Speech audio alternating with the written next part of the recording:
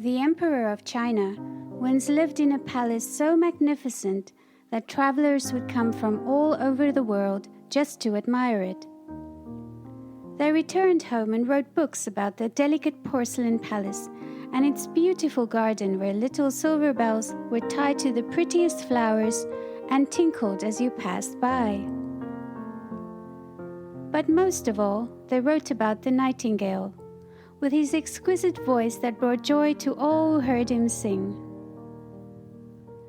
How can there be such a bird in my empire, in my own garden? Why has no one told me? The emperor exclaimed when he read their accounts. And he demanded that the nightingale should be brought to the palace to sing for him.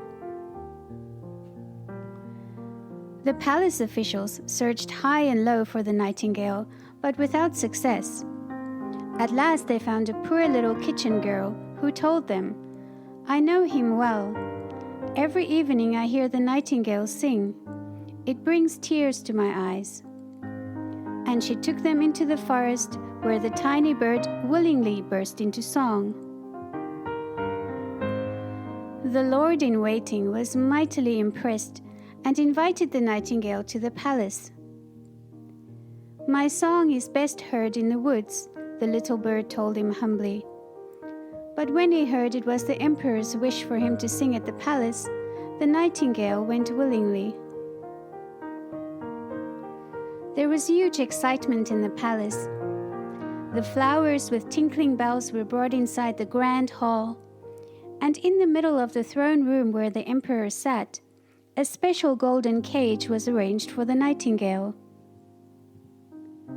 When his moment came, the little bird sang so sweetly that it melted the emperor's heart. The emperor offered to reward him with a golden slipper, but the little bird declined. "I have seen tears in the emperor's eyes," he said. "I have my reward." So he was invited to stay at court and was given his own cage. 12 footmen took him out to fly twice a day and once at night. Each one held a ribbon tied to the nightingale's leg. The little bird was soon the talk of the land. One day, the emperor received an artificial nightingale encrusted with diamonds, rubies, and sapphires. When it was wound up, it sang one of the nightingale's song over and over again.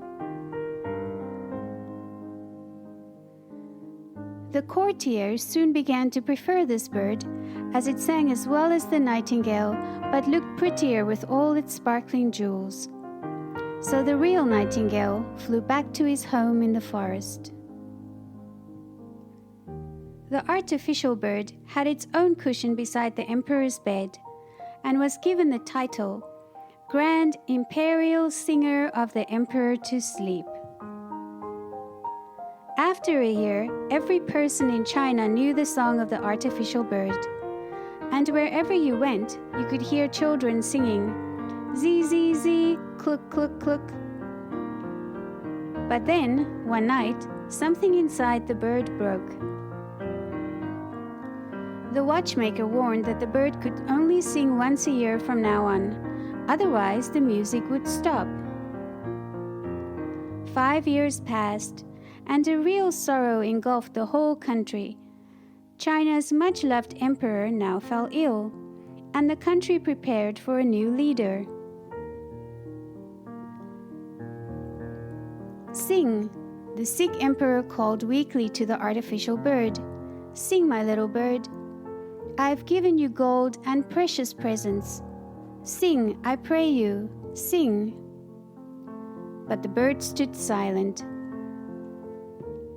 Suddenly, through the window came a burst of song.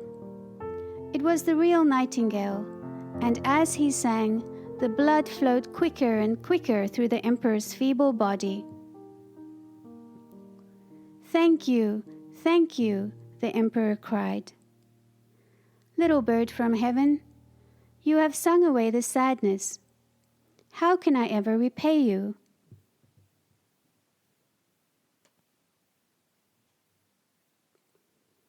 "You have already rewarded me," said the nightingale.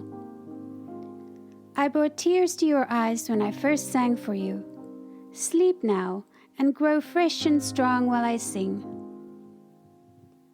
"You must stay with me always," said the emperor. "I shall break the artificial bird into 1,000 pieces."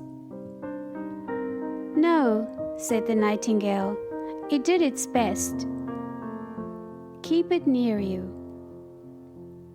"I cannot live in a palace, so let me come as I will. Then I shall sit by your window and sing things that will make you happy." A little singing bird flies far and wide, to the fisherman's hut, to the farmer's home, and to many other places a long way off. "I will come and sing to you if you will promise me one thing." "All that I have is yours," cried the emperor. "You must not let anyone know that you have a little bird who tells you everything." And away he flew. Early the next day, when the servants came expecting to find the emperor very sick, they were astonished to hear him speak. "Good morning," he said, standing proudly in all his fine robes. The end.